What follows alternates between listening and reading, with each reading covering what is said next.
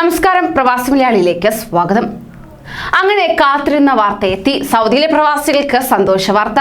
സൗദിയിലെ 60% പേരും Covid vaccine സ്വീകരിക്കാൻ തയ്യാറായി മുന്നോട്ട് വന്നതായി ആരോഗ്യ മന്ത്രാലയം അറിയിക്കുകയുണ്ടായി. രാജ്യത്ത് താമസിക്കുന്ന സ്വദേശികളും വിദേശികളും ഉൾപ്പെടെ 3 ലക്ഷത്തിലേറെ പേരാണ് 4 ദിവസത്തിനകം വാക്സിനേഷന് വേണ്ടി രജിസ്റ്റർ ചെയ്തത്. രാജ്യത്ത് കോവിഡ് വൈറസിന്റെ വ്യാപനം തടയാൻ ഏറ്റവും നല്ല വഴി വാക്സിനേഷൻ ആണെന്ന ജനങ്ങളുടെ തിരിച്ചറിവാണ് രജിസ്ട്രേഷന് അനുഭവപ്പെടുന്ന തിരക്കെന്ന് പ്രിവെന്റീവ് മെഡിസിൻ അസിസ്റ്റന്റ് ഡെപ്യൂട്ടി മന്ത്രി ഡോക്ടർ അബ്ദുള്ള സീരി വ്യക്തമാക്കി. തുടക്കം മുതൽ വൈറസിനെ പിടിച്ചുകെട്ടുന്നതിനായി സൗദി ഭരണകൂടം ആശ്രയിച്ചത് ജനങ്ങൾക്കിടയിലെ ബോധവൽക്കരണത്തിനായിരുന്നു.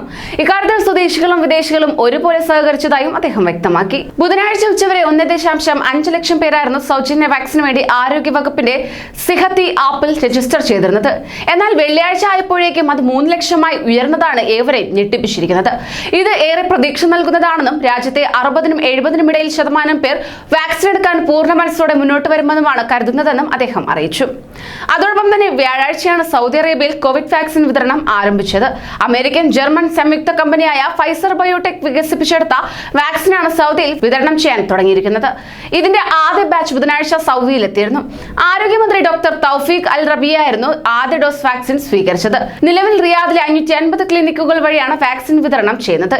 ഇതിനായി 600 കിടക്കകൾ സജ്ജമാക്കിയിട്ടുമുണ്ട്. 100-ലേറെ ആരോഗ്യ പ്രവർത്തകരാണ് വാക്സിൻ കുത്തിവയ്പ്പിന് നേതൃത്വം നൽകുന്നത്.